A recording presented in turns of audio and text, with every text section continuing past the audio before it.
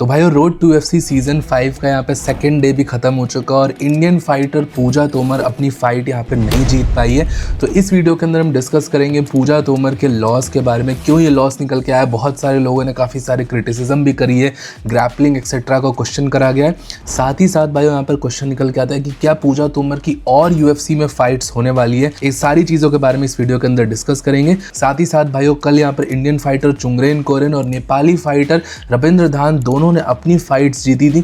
तो ओवरऑल इस पूरे रोड टू UFC सीजन 5 के ओपनिंग राउंड्स की समरी करेंगे। आगे आने वाले टाइम में कौन से इंडियन फाइटर्स की किसके अगेंस्ट फाइट होने वाली है, चुंगरेन किससे फाइट करेगा, कितनी विनेबल फाइट है, सारी फाइट्स का एनालिसिस करेंगे। साथ ही साथ रविंद्र धान की फाइट के बारे में भी आप सबको बताऊंगा। लेकिन उससे पहले आपसे वीडियो को लाइक कर देना, चैनल को सब्सक्राइब कर देना UFC कॉम्बैट स्पोर्ट्स का ऐसा ही कंटेंट हिंदी में एंजॉय करने के लिए। तो भाई सबसे पहले यहाँ पर डिस्कस करते हैं क्या हुआ पूजा तोमर की फाइट के अंदर। ऑब्वियसली पूजा तोमर भाइयों इस टाइम पर इंडिया की एक फर्स्ट फीमेल फाइटर थी UFC के अंदर। उन्होंने अपनी थर्ड UFC फाइट लड़ी थी चाइनीज़ फाइटर शी मिंग के अगेंस्ट, और भाइयों जिसका डर था वही यहाँ पे निकल के आया। चाइनीज़ फाइटर शी मिंग ने सीधा यहाँ पे ग्राउंड पे अटैक करा, पूजा तोमर को टेक डाउन करके ग्राउंड पे ले गई। और पूजा के MMA गेम में जो वीकनेस मानी जाती है ग्राउंड गेम, उसी चीज़ को यहाँ पर चाइनीज़ फाइटर शी मिंग ने एक्सप्लॉइट करा। अब फाइट उतनी ज़्यादा लंबी चली नहीं कि हम यहाँ पर ज़्यादा बात कर सके स्ट्राइकिंग के बारे में, बट जितनी भी लगी पूजा तोमर काफ़ी कॉन्फिडेंट दिख रही थी यहाँ पे स्ट्राइकिंग में। काफ़ी क्लीन शॉट्स लैंड करे थे उन्होंने किक्स पे भी और पंचेस पे भी, बट देन अगेन वो टेक डाउन को रोक नहीं पाई और ग्राउंड के ऊपर पूजा तोमर के ऊपर सीधा आर्म ट्रायंगल लगा दिया। इसी के साथ पूजा तोमर अपनी थर्ड UFC फाइट हार गई। अब इसी के साथ भाइयों बहुत सारे लोग यहाँ पर क्रिटिसिज्म कर रहे हैं कि पूजा तोमर ने इंप्रूवमेंट नहीं दिखाई, ग्राउंड गेम बहुत वीक है, UFC का लेवल एक्सेट्रा एक्सेट्रा। तो देन अगेन भाइयों मैं सेम चीज़ करूँगा, यहाँ पर एक लॉस के बाद फिर पूरे कम्युनिटी को जज करना सही नहीं है, ना ही पूरे फाइटर को क्वेश्चन कर देना। ऑब्वियसली पूजा तोमर ने अपने हिसाब से सारी प्रिपरेशंस डाली होंगी। कोई भी UFC फाइटर या कोई भी इंडियन फाइटर ऐसे तो नहीं जाएगा कि उसको आज बस ऐसे ही फाइट कर रहे। सारे फाइटर्स वहाँ पे जीतने के लिए जाते हैं, इंडिया को प्राउड फील कराने के लिए जाते हैं। बट देन अगेन चीज़ें कभी कभार आपके फेवर में नहीं जाती है। कुछ दिन ऐसे जाते हैं जो कि आप अपने हिसाब से चीज़ों को नहीं कर पाते। विक्ट्री और लॉसेज यहाँ पर इस गेम का पार्ट है। अब रही बात भाई इंप्रूवमेंट्स की, तो देन अगेन मैं फिर से यही कहूँगा कि हाँ, इंप्रूवमेंट में स्पेशली ग्राउंड गेम में बहुत ज़्यादा ज़रूरत है। पूजा तोमर का जो स्टाइल है एग्रेसिव स्ट्राइकिंग A1 है, बहुत सही स्ट्राइकिंग एग्रेसिव फाइटिंग स्टाइल है, उसके ऊपर वो कैपिटलाइज करके फाइट्स को डोमिनेट कर सकती है। बट देन अगेन MMA एक ऑल राउंड स्पोर्ट है और इसमें ग्राउंड के ऊपर जो उनकी वीकनेस है वो एक्सप्लॉइट हुई है। बहुत सारे फाइटर्स के सामने अब ये गेम प्लान आ चुका है कि पूजा तोमर को अगर बीट करना है तो उसको ग्राउंड पे ले जाके सबमिट करा सकते हो। लास्ट फाइट भी वो जीत रही थी शोना बेनॉन के अगेंस्ट, बट गिलेटिन चोक में यहाँ पर फंस गई, फिर आज यहाँ पर आर्म ट्रायंगल में फंस गई। तो ये सारी चीज़ें काफ़ी ज़्यादा एक्सप्लॉइट हुई है। भले वो UFC में रहे या आगे आने वाले कोई भी MMA फाइट करे, फाइटर्स इस गेम प्लान को जरूर से अब एक्सप्लॉइट करना चाहेंगे। तो पूजा तोमर और उनके कैंप को ग्राउंड गेम पे डेफिनेटली वर्क इन करना पड़ेगा। अब इसी के साथ भाई बहुत सारे लोगों का यहाँ पर क्वेश्चन है कि पूजा तोमर का आगे आने वाला फ्यूचर क्या होने वाला है। ऑब्वियसली भाई जो UFC का जो इनिशियल कॉन्ट्रैक्ट होता है उसमें ऐसा बोला जाता है कि 3 फाइट्स आपको ऑफर करी जाती है। अब 3 फाइट्स का कॉन्ट्रैक्ट होता है और इन 3 फाइट्स में आप कोई बहुत अच्छी विक्ट्री या कोई बहुत अच्छा रिकॉर्ड करते हो तो फिर आपका कॉन्ट्रैक्ट एक्सटेंड किया जाता है। ऑब्वियसली पूजा तोमर के कॉन्ट्रैक्ट की डिटेल्स हमारे पास नहीं है, बट हम एक्सपेक्ट करके चलते कि ये थर्ड फाइट थी उनके करंट कॉन्ट्रैक्ट में, ये लास्ट फाइट थी। अब इसके बाद UFC उनको कॉन्ट्रैक्ट देगी कि नहीं देगी, ये चीज़ यहाँ पर क्वेश्चनेबल है। क्योंकि अगर रिकॉर्ड देखोगे तो 1 विक्ट्री 2 लॉसेस का रिकॉर्ड है। एक विक्ट्री थी वो स्प्लिट डिसीजन विक्ट्री थी, फिर दूसरा फाइट बहुत अच्छी लड़ी बट वो स्टिल लॉस में कंसिडर होगा, और थर्ड फाइट भी लॉस थी। 2 back to back submission losses यहाँ पर पूजा तोमर ने लिया और ये काफ़ी ज़्यादा यहाँ पर प्रॉब्लम दे सकता है उनके कॉन्ट्रैक्ट को रीनेगोशिएट करने में। क्योंकि भाई UFC के अंदर कॉम्पिटिशन बहुत ज़्यादा बढ़ चुका है। आप देख सकते हो दुनिया के जो जितने सारी कंट्रीज है सबके जो बेस्ट फाइटर्स हैं UFC के टैलेंट पूल में आना चाहते हैं, और UFC में अपनी जगह बनाने के लिए एंटरटेनमेंट के साथ साथ विक्ट्रीज दोनों ही बहुत ज़्यादा ज़रूरी है। अब ऑब्वियसली एक फैक्टर ये कंसिडर किया जा सकता है कि इंडिया के अंदर पूजा तोमर की पॉपुलैरिटी बहुत है। आप सब अगर अच्छा सपोर्ट दिखाओ और UFC के पेजेस वगैरह पे स्पैम करो, डेना वाइट को टैग करो कि पूजा तोमर को UFC में रहना चाहिए एक्सेट्रा एक्सेट्रा, तब शायद मे बी यहाँ पर UFC इन सारी चीज़ों को कंसिडर करके नया कॉन्ट्रैक्ट यहाँ पर रीइशू कर दे पूजा तोमर को। But I would still say कि मुझे ऐसा लगता है कि 50-50 चांसेस है पूजा तोमर का कॉन्ट्रैक्ट एक्सटेंड भी हो सकता है। फर्स्ट टाइम ही है भाई, बेसिकली फर्स्ट टाइम, इससे पहले हम कोई हिस्ट्री देख के जज नहीं कर सकते।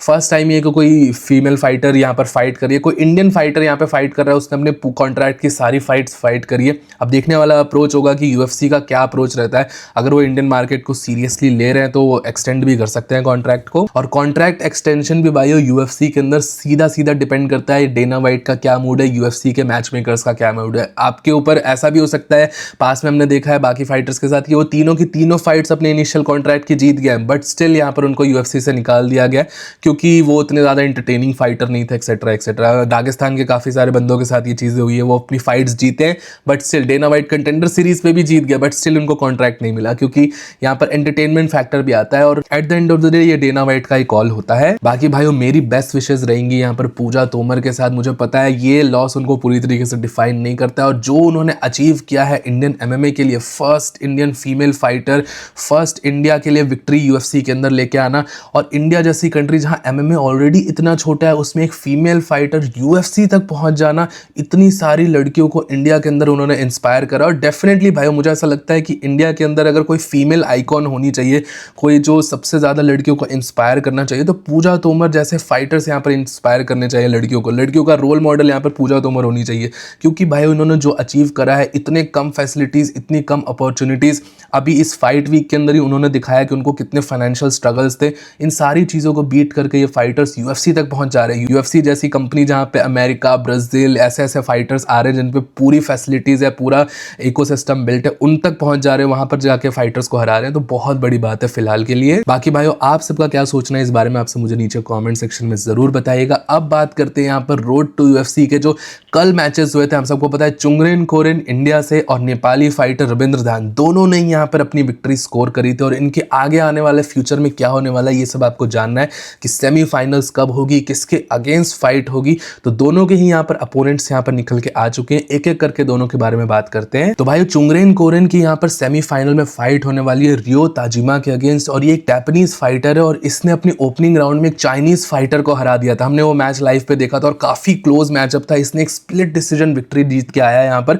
और काफी अच्छा प्रोस्पेक्ट ये माना जा रहा है। अब इस फाइट के बारे में आप सबको थोड़ा एनालिसिस बताता हूँ कि मुझे क्या लगता है इस फाइट के अंदर। सबसे पहले चुंगरेन की बात करते हैं। ऑब्वियसली उन्होंने बहुत सॉलिड ग्राउंड गेम दिखाया, अग्रेसिव फाइटिंग स्टाइल दिखाया और साथ ही साथ चुंगरेन का एक और बहुत सही है कि उन्होंने अगर हैंड्स लॉक कर दिए, अगर वो किसी को भी फाइटर को ग्रिप में लेते हैं तो सीधा उसको डोमिनेट करते हैं ग्राउंड पे। ये तो चुंगरेन का गेम प्लान रहा। साथ ही साथ एक और चीज चुंगरेन कोरेन ने इस फाइट के अंदर डिस्प्ले करी कि उनके हैंड्स में पावर है, वो किसी को भी नॉकडाउन नॉकआउट कर सकते हैं।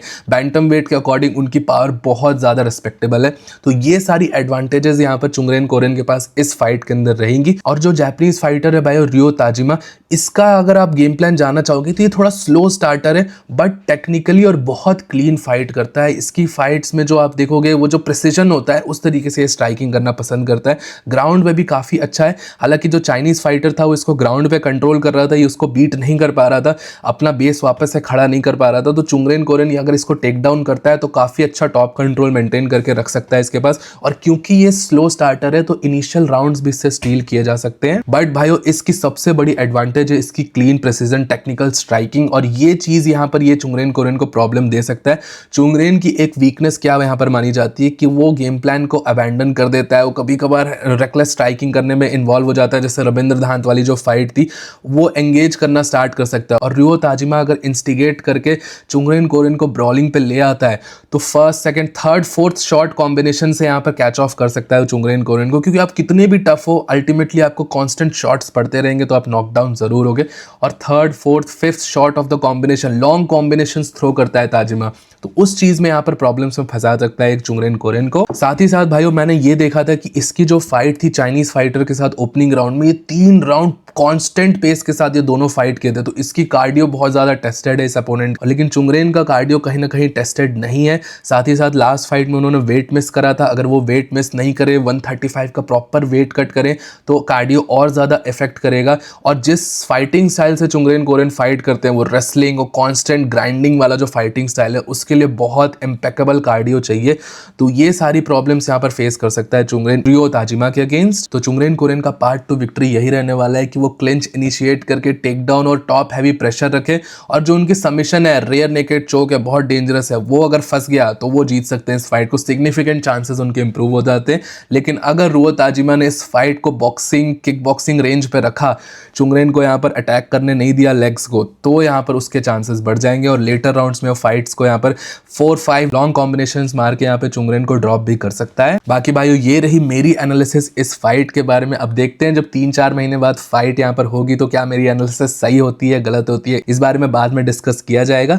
अब बात करते हैं यहाँ पर नेपाली फाइटर रविंद्र धांत की जो फाइट होने वाली है सेमीफाइनल्स के अंदर। तो भाई रविंद्र धांत की फाइट काफी ज्यादा स्पेशल है। अब ये स्पेशल मैं इसलिए बोल रहा हूँ क्योंकि जो इनका अपोनेंट है कासिम मुर्दौज, जो कि एक ऑस्ट्रेलियन फाइटर है, इसको ऐसा माना जा रहा है कि ये इस टूर्नामेंट का सबसे टफेस्ट फाइटर है। जी हाँ, रविंद्र धांत के अपोनेंट को ऐसा माना जा रहा है कि वो इस टूर्नामेंट का ही सबसे टफेस्ट अपोनेंट है। ये पूरा टूर्नामेंट स्टार्ट होने से पहले ही एक्सपर्ट्स ने इसको टॉप सीडेड अपोनेंट बोल दिया था और फेवरेट बोला था कि ये टूर्नामेंट जीत सकता है।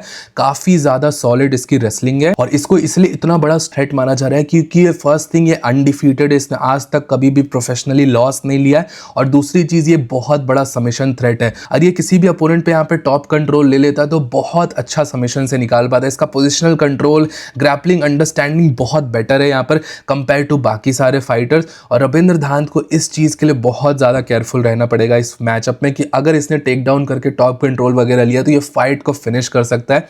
बट देन अगेन यहाँ पर रविंद्र धांत की जो स्ट्रेंथ है वो हम सबको पता है, काफी ज्यादा अग्रेसिव फाइटिंग स्टाइल है। ये अपने गेम प्लान को अबैंडन नहीं करता। अगर ये कोई गेम प्लान बना के आएगा, रविंद्र धांत की टीम यहाँ पर एक गेम प्लान प्रिपेयर करेगी कासिम मुर्दौज के अगेंस्ट और वो गेम प्लान 100% अगर सही होगा तो रविंद्र धांत उसको पूरी तरीके से फॉलो करेंगे। अभी धांत की सबसे बड़ी एडवांटेज और सबसे बड़ा वेपन माना जाता है उनका high level vicious ground and pound. अगर यहाँ पर धांत ने वापस से जैसे किम्बर्ट एलेंटोजन को फंसाया था, फुल माउंट ले लिया था, अगर ग्रैपलिंग एक्सचेंजेस में कासिम मुर्दौज ने एक गलती करी और यहाँ पर धांत फुल माउंट पे आ गए, हाफ गार्ड पे आ गए, तो उसके बाद वो जो ground and pound vicious elbows rain down हो गए, वहां से धांत यहाँ पे फाइट को फिनिश कर सकते हैं। बट यहाँ पे चीज यही रहेगी कि उनको अपना काम एंड कंपोजर मेंटेन करके रखना पड़ेगा।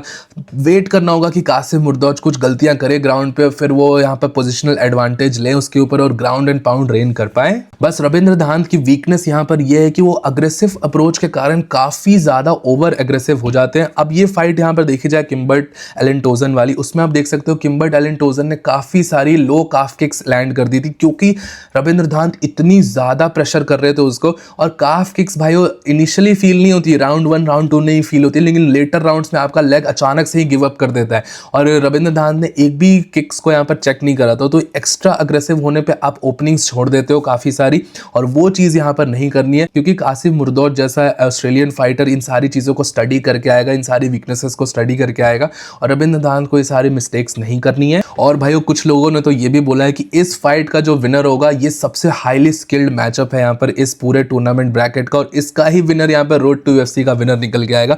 तो भाइयों बहुत टफ अपोनेंट यहाँ पर रविंद्र धांत के अगेंस्ट यहाँ पर दिया गया कासिम मुर्दौज के फॉर्म में। अब भले भाइयों यहाँ पर कासिम मुर्दौज को कितना ही हाइप किया जा रहा हो, बहुत तगड़ा अपोनेंट होगा, मैं उस चीज को डिनाई नहीं कर रहा, बट जितनी रविंद्र धांत की फाइट देखी है, पिछली 3-4 फाइट्स उन्होंने जिस तरीके से लड़ी है, जितना डेवलपमेंट उन्होंने दिखाया अपने आप में, मुझे तो ऐसा लगता है कि रविंद्र धांत अपने आप में ही एक यूएफसी मटेरियल है। वो यूएफसी में फाइट करने लायक फाइटर है। जिस लेवल की उसने स्ट्राइकिंग, रेसलिंग, सारी composer, mental strength etcetera etcetera सारी चीजें दिखाता है, वो ऑलरेडी यूएफसी मटेरियल फाइटर है। तो और मुझे ऐसा लगता है कि अगर इस फाइट को सही तरीके से अप्रोच किया जाए तो कासिम मुर्दौज को भी रविंद्र धांत इजिली हरा सकता है। बाकी भाइयों आप सबका क्या ओपिनियन है रविंद्र धांत वर्सेस कासिम मुर्दौज के बीच में जो फाइट होने वाली है? आप सब मुझे नीचे कमेंट सेक्शन में अपना ओपिनियन जरूर बताना। टिल देन वीडियो पसंद आया होगा तो प्लीज वीडियो को लाइक, चैनल को सब्सक्राइब कर देना। मिलता हूं आप सबको नेक्स्ट वीडियो में अगले अपडेट के साथ।